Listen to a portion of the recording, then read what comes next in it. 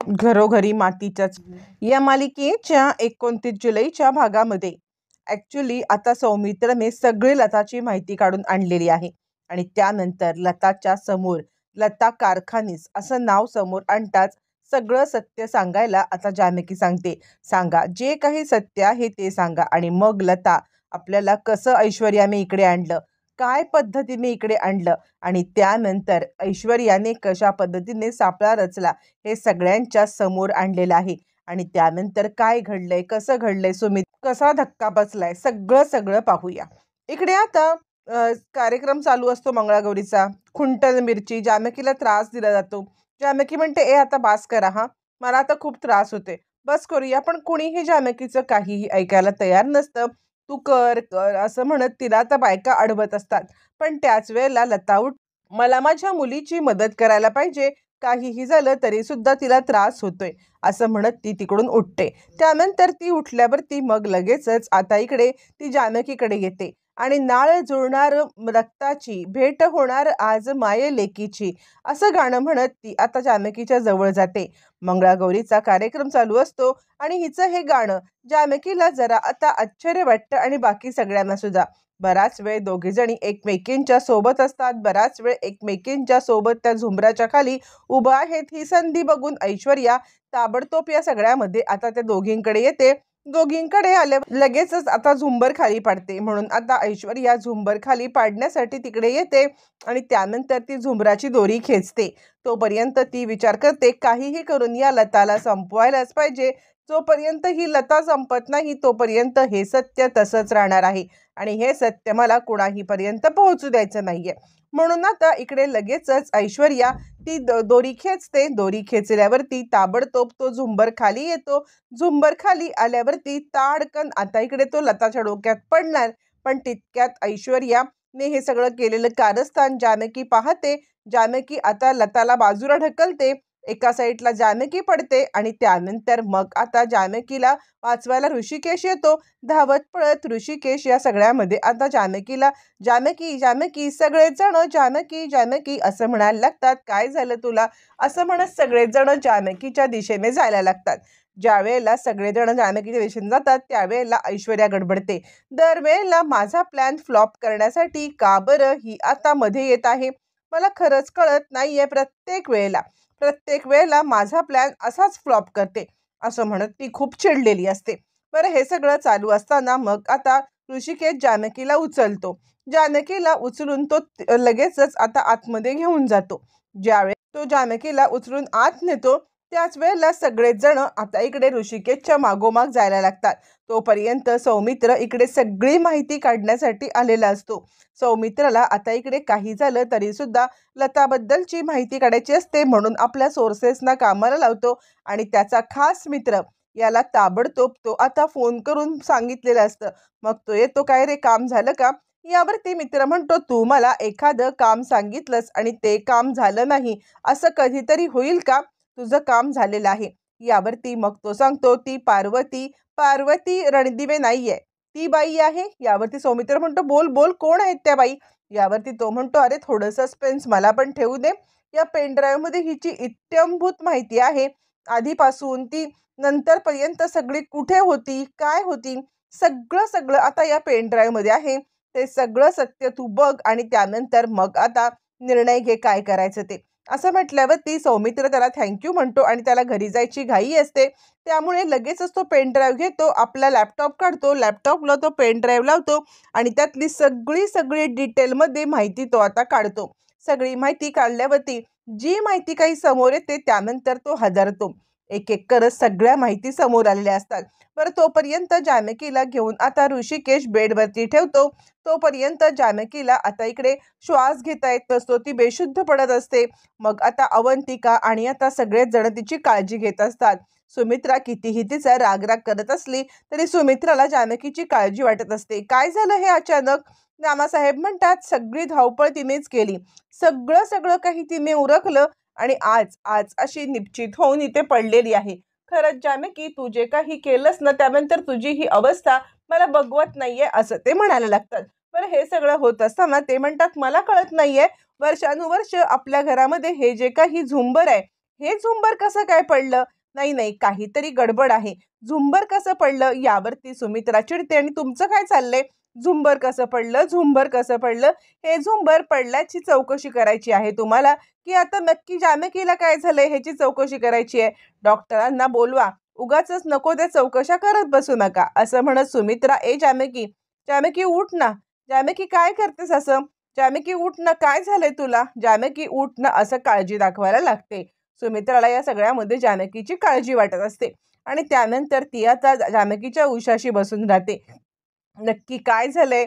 नक्की काय झालंय? असं ती म्हणायला लागते. बरं, तोपर्यंत इकडे आता डॉक्टरांना बोलवलं जातं. डॉक्टर येत असतात आणि त्यावेळेला जानकी आता हळूहळू शुद्धीवरती सुद्धा येणार असते. हे सगळं होत असताना इकडे आता ऐश्वर्या विचार करते, ह्या जानकीचं करायचं तरी काय?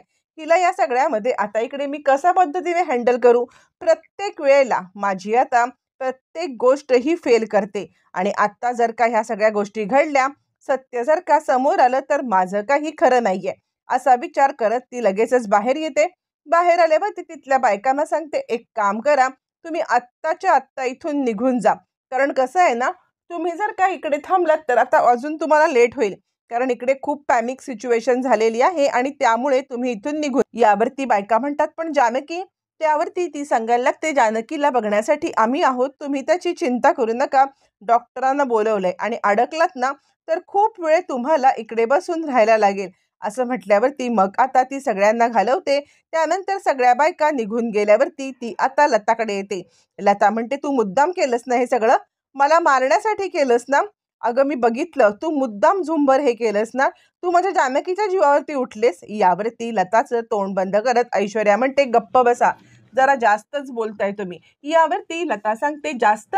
मी आत्तापर्यंत गप्प बसले, मी काहीच बोलले नाही, पण यापुढे मी गप्प बसणार नाहीये. तू जे काही कारस्थान केलेस ना ऐश्वर्या, त्यानंतर मी गप्प बसणार नाही. बाद झालं. तुझं हे कारस्थान आता मी सहन करणार नाहीये. माझ्या मुलीच्या जीवावरती उठलीस? अगं माझ्या मुलीच्या जीवावरती उठलीस तर एक आई काय करू शकते मी तुला सांगेन. तुझा जीव घ्यायला पण मी कमी करणार नाहीये. लक्षात ठेव, माझ्या मुलीला त्रास देण्याचा प्रयत्न केलास तर तुझं भांडं तर फोडेन, पण तुझा जीव सुद्धा घेईन.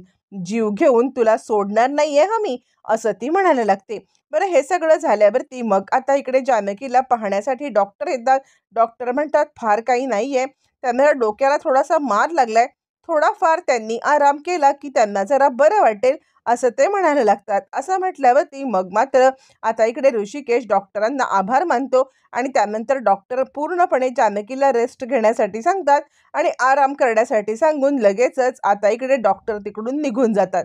ज्या वेळेला डॉक्टर तिकडून निघून जातात त्यावेळेला आता इकडे नाना म्हणतात, हे बघा, तिला त्रास नको, आपण सगळ्यांनी बाहेर होऊया आणि त्यानंतर जानकीला एकटीला आराम करू दे, असं नाना म्हणायला लागतात. नानांनी हे म्हटल्यावरती एक एक करत सगळेजण बाहेर जातात. तोपर्यंत आता इकडे सुमित्रा सांगते, ऋषिकेश, काहीही वाटलं तरी तू मला सांग, काळजी करू नकोस. इकडे आता लगेचच काळजी वाटत असते लताला आणि ती आता जानकीच्या इथे येते.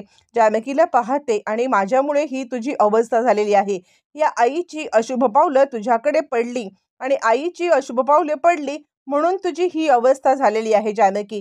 खरंच मी तुझ्यासाठी करंटी आहे. लहानपणापासून तुला मी या सगळ्यामध्ये आता इकडे असं पद्धतीने टाकलं आणि त्यामुळे हे सगळं घडलंय, असं म्हणत लता आता जानकीकडे पाहत असते. तोपर्यंत इकडे आता ऐश्वर्या सारंगला सांगते की लताबाईंना समजलेलं आहे. लताबाईंना समजलंय की ती ऐश्वर्या जानकी त्यांची मुलगी आहे. असं म्हटल्यावर ती सारंग गडबडतो आणि ऐश्वर्या, ऐश्वर्या, काहीतरी उपाय शोधा, सगळी वाट लागेल. जर लताबाईंना हे सगळं ऑलरेडी समजलं तर आपलं काही खरंच नाहीये. यावरती ऐश्वर्या म्हणते, हो सारंग, मला सुद्धा समजते, पण काहीतरी विचार करायला पाहिजे ना, मला थोडाफार विचार करण्यासाठी वेळ पाहिजे, असं ती म्हणायला लागते. पण त्याच वेळेला इकडे आता तो सांगायला लागतो, पण कसं? अहो लवकरात लवकर काहीतरी करा, नाहीतर काही आपलं खरं नाहीये, असं आता तो म्हणायला लागतो. त्यावरती ती म्हणते, तुम्ही काळजी करू नका, बघूया काय करता येतंय ते. नाही भेटणार ती लता जानकीला, ती जानकीला न भेटताच निघून जाईल याची मी व्यवस्था करते. सारंग म्हणतो, असं असेल तर ठीक आहे, नाहीतर नाहीतर आपण पूर्णपणे या गोतावळ्यात अडकले जाऊ. तुम्ही लवकर काय ते करा. आता ऐश्वर्याला माहिती असतं सारंग तर काही करणार नाही, जे काही करायचंय ते मलाच करायचं आहे. मग ऐश्वर्या आघाडी घेते आणि काय करू काय करू असा विचार ती करत असते. तोपर्यंत इकडे लता विचार करत असते, काही झालं तरी सुद्धा मला माझ्या मुलीची भेट न घेताच जायला पाहिजे. म्हणून ती बॅग भरून निघणार. तितक्यात तिचं अंतर तिच्याकडे येतं आणि अंतर्मन तिला सांगायला लागतं, कुठे चाललीस तू? यावरती ती म्हणते, मला जानकीला तोंड दाखवायची हिंमत नाहीये. कशा पद्धतीने तोंड दाखवू आणि काय सांगू? खोटी पार्वती बनून मी इकडे आले होते. तुला आश्रमात सोडलं आणि त्यानंतर आता इकडे मी अशी नाटकं करते आणि त्यानंतर आता समोर ही आल्यावरती मी तिची आई आहे असं सांगू?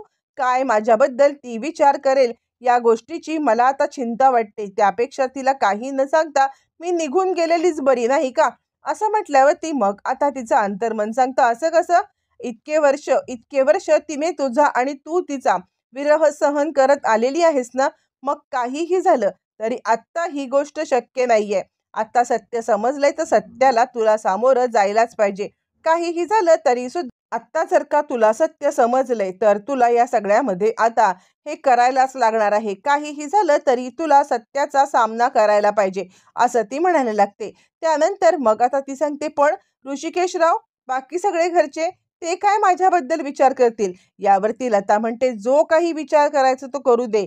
तुला एक्सेप्ट करायचं किंवा नको करू दे, पण तुझ्या बबडीला तुला आता सत्य सांगायलाच पाहिजे. ज्या बबडीला लहान असताना टाकून गेलीस, तुझी काय मजबुरी होती? तू का तिला टाकून गेलीस? आणि काही झालं तरी सुद्धा तुझ्याबद्दलचं सत्य समजण्याचा तिचा अधिकार आहे आणि तो अधिकार तू तिच्यापासून हिरावून घेऊ नको. असं म्हणत आता तिचं अंतर्मन तिला आता सांगत असतं आणि शेवटी अंतर्मनाचं ऐकत शेवटी आता काहीही झालं तरी आपल्या लेकीला भेटल्याशिवाय आपण जायचं नाही किंवा तिला सत्य परिस्थिती सांगितल्याशिवाय आपण जायचं नाही, हे आता तिच्या मनाचा निश्चय होतो. पण कसं काय? तिला कसं सांगू? काय सांगू? की मी असं का केलं? मला खरंच कळत नाहीये. हे कन्फ्युजन मात्र आता तिच्या मनामध्ये कंटिन्युअसली असतं की नक्की काय करायचं आहे ते. त्यानंतर मग आता शेवटच्या क्षणाला सुद्धा ती बॅग घेऊन निघते आणि सांगते, नको नको, नाही, मी नाही सांगू शकत. तिच्या मनाची द्विधा मनस्थिती असते, सांगू नको सांगू, भेटू नको भेटू. पण तिचं अंतर्मन तिला खडसवून सांगतं, काही झालं तरी जानकीची भेट घेतल्याशिवाय तू जर गेलीस, हा तिच्यावरती पण अन्याय आहे, तुझ्यावरती अन्याय आहे. भेट, तिला सत्य सांग. हवे तर तिला तुझ्या मनातली गोष्ट लिहून सांग आणि त्यानंतर निघून जा. पण आत्ता जर का तू निघून गेलीस, हा तिच्यावरचा घोर अन्याय आहे आणि या सगळ्याची तुला आता भरपाई द्यावी लागेल. कळतंय का तुला? असं म्हणत आता इकडे लता आपल्या स्वतःच्या अंतर्मनाचं ऐकत असते. अंतर्मन आपल्याला जे काही सांगते ते समजून घेण्याचा ती प्रयत्न करत असते. हे सगळं होत असताना मग आता त्याच वेळेला ती थांबते आणि जानकीच्या रूममध्ये जायला. इकडे तोपर्यंत ऋषिकेश जानकीच्या बाजूला बसलेला असतो आणि जानकीच्या बाजूला बसलेला असताना ऋषिकेशला आता जानकी जानकी तू उठ ना, असं तो आता मला तिला समजवत असतो. हे सगळं होत असताना तिकडे आता ओवी येते आणि ओवी आल्यावरती ओवी सांगते, बाबा बाबा, आईला काय झालंय? यावरती आई शुद्धीवरती येईल ना? यावरती मग आता तो सांगतो, तू काळजी करू नकोस, काहीही झालं तरी सुद्धा तुझी आई बरी होणार आहे. जानकी, लवकर शुद्धीवर ये, आपली ओवी तुझी वाट पाहते आहे, असं तो म्हणायला लागतो. जानकी मात्र अजूनही बेशुद्धच असते आणि तिला आता काहीच कळत नसतं. त्यावरती ओवी सांगते, बाबा, आज माझ्या स्कूलमध्ये आता इकडे तुला यायचं आहे. यावरती तो म्हणतो, नाही बाळा, आज तरी मी तुझी मदत करू शकत नाहीये आणि त्यानंतर लगेचच मी तुला नंतर येईन स्कूलमध्ये. यावरती म्हणते, पण बाबा आजच यायचं आहे ना? त्यावरती मग तो सांगतो की मला एक काम कर, तू आत्ता सध्या जा, जानकी शुद्धीवरती आली की नंतर मी येईन. यावरती ओवी म्हणते, ठीक आहे. पण तितक्यात तिथे लता येते आणि ऋषिकेश, तू जा तिच्यासोबत, मी आहे इथे जानकीची काळजी घ्यायला, असं म्हणायला लागते. ऋषिकेशला तिच्यामधला हा बदल बघून आता जरा आश्चर्य वाटतं आणि तो म्हणतो, तू तू थांबणार इथे? अगं, तू तर त्या मगाशी तुझ्या रूममध्ये जानकीला यायला बंदी केलीस. तू म्हटलीस की जानकीचं तोंड सुद्धा मला बघायचं नाहीये. मग असं असताना तू का जानकीच्या बाजूला बसशील? असं काय लगेचच झालं की या सगळ्यामध्ये तुला आता जानकीला बाजूला बसावंसं वाटते, जानकीची काळजी घ्यावीशी वाटते. त्यावरती लता आता सांगायला लागते, त्यावेळेला परिस्थिती वेगळी होती, आत्ता परिस्थिती वेगळी आहे. यावरती मग आता ऋषिकेश म्हणतो, काय परिस्थिती वेगळी आहे? तुला असं काय एका रात्रीमध्ये काय चेंज झालं की लगेच तुझी परिस्थिती बदलली आणि तू जानकीबद्दल इतका कळवळा व्हायला लागलीस? काल तर जानकीला तू सगळ्यांच्या समोर आता मला तिचं तोंड बघायचं नाही असं म्हटली होतीस. त्यावरती ती म्हणते असतात काही गोष्टी, असतात काही गोष्टी ज्या गोष्टी बदललेल्या आहेत आणि ज्या गोष्टी आता इकडे मला समजलेल्या आहेत आणि त्यामुळे त्यामुळे काहीही झालं तरी सुद्धा मी जानकीची काळजी घेणार आणि त्यामुळे तू आता इथून जा असं म्हटल्यावरती ऋषिकेश म्हणतो, ठीक आहे बाळा, तू इथे थांब आजीच्या सोबत. मी जरा आता जाऊन येतो, म्हणजे मी लगेचच ओवीच्या स्कूलमध्ये येतो जाऊन, असं म्हणत तो आता ओवीच्या स्कूलमध्ये जाण्यासाठी निघतो. बरं, हे सगळं होत असताना लगेचच आता इकडे लता आपल्या मुलीच्या बाजूला बसते. मुलीच्या बाजूला बसल्यावरती मग आता लताला या सगळ्यामध्ये जानकीच्या डोक्यावरून हात ठेवते आणि मग ती आपल्या मनातली सगळी सगळी गोष्ट जानकीला सांगायला लागते. जानकी, इतकीशी होतीस त्यावेळेस तुला सोडून गेले मधुभाऊंच्या आश्रमामध्ये, पण या सगळ्यामध्ये आज माझी बबडी जर का मला भेटले तर तिला मला सगळं सत्य सांगायचं आहे. तुझी ह्या आईची मजबुरी होती आणि त्या आईच्या मजबुरीमुळे ती हे सोडून गेली होती. त्यानंतर मग आता ती आपल्या मुलीच्या डोक्यावरून हात फिरवते आणि माझी मजबुरी होती, पण आज आज मी जे काही केलेलं आहे ना, त्याची मला खरंच लाज वाटते. मला लाज वाटते की मी या घरामध्ये आले, मी अशा पद्धतीने हे सगळं केलं. खरंच तुला तुला न आई म्हणून काहीच सुख मी देऊ शकले नाही. आत्तासुद्धा आई म्हणून ज्या वेळेला मी इकडे आलेली आहे त्याच वेळेला तुझ्या आयुष्याची पनवती सुरू झाली. खरंच मला तू माफ कर, मला माफ कर. मला या सगळ्यामध्ये तुझी आता खूप काळजी वाटते असं ती म्हणायला लागते. असं म्हणत ती आपल्या मुलीच्या डोक्यावरून हात फिरवते. जानकी, मला तुला सगळं सांगण्याची हिंमत तर नाहीये, पण म्हणून म्हणून मी आता चिठ्ठीमध्ये सगळं लिहून ठेवले. ही चिठ्ठी वाचल्यावरती तुला आता कळणार आहे की तुझी खरी आई कोण आहे, तुझ्या खऱ्या आईचं सत्य काय आहे. हे ज्या वेळेला तुला समजेल ना त्याच वेळेला खऱ्या अर्थाने मला आता मोक्ष प्राप्त होईल असं ती म्हणायला लागते. आणि त्यानंतर मग ती जानकीच्या हाताशी किंवा जानकीच्या जवळ ती चिठ्ठी ठेवून निघून जाणार असते. पण त्याच वेळेला खूप मोठी गोष्ट घडते. ती निघून जाणार पण तितक्यात तिथे सौमित्र येतो. सौमित्र येतो आणि दादा, मी आज तुला सगळं सत्य सांगणार आहे. त्यावरती मग आता ऋषिकेश म्हणतो, सत्य? कसलं सत्य? त्यावरती सौमित्र सांगायला लागतो, या बाईचं सत्य. ऋषिकेश सौमित्र तोंड सांभाळून बोल, ती माझी आई आहे. यावरती सौमित्र म्हणतो, ज्या वेळेला तुला सत्य समजेल ना त्यावेळेला तुझ्या पायाखालची जमीन हादरेल. त्यावरती मग आता ऋषिकेश म्हणतो, काय बोलतोयस तू, कशाबद्दल बोलतोयस तू? त्यावरती सौमित्र म्हणतो, दादा, ही बाई दुसरी तिसरी कुणी नाहीये, ही आपली पार्वती आई नाहीये. असं म्हटल्यावरती मग आता ऋषिकेश म्हणतो, काय? यावरती सौमित्र म्हणतो, हो, मी हिची सगळी माहिती काढून आणलेली आहे. जानकी वहिनीने मला सगळी माहिती काढून आणायला सांगितली होती आणि म्हणून मी सगळी माहिती काढून आणलेली आहे. ही बाई पार्वती रणदिवे नसून लता कारखानीच आहे.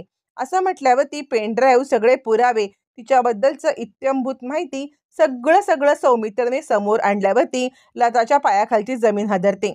मग मात्र जानकी गप्प बसत नाहीये. लताबाई बोला, लताबाई बोला, तुम्ही नक्की काय आहे? तुम्हाला ऐश्वर्याने इकडे आणलं, सांगा सगळ्यांना. असं म्हटल्यावरती आता इकडे लता सगळ्यांच्या समोर सगळं सत्य सांगायला निघते. त्यानंतर ज्या वेळेला लता आता ऐश्वर्याचं सत्य सगळ्यांच्या समोर आणणार, सगळ्यांना धक्का तर बसणार, पण पार्वती ही आता म्हणजेच लता म्हणजे जानकीची आई आहे हे सत्य समजल्यावरती नक्की पुढे काय घडणार आणि या सगळ्यामध्ये रणदिवे कसे हादरणार, ऐश्वर्याला काय शिक्षा मिळणार, पाहणं रंजक ठरणार.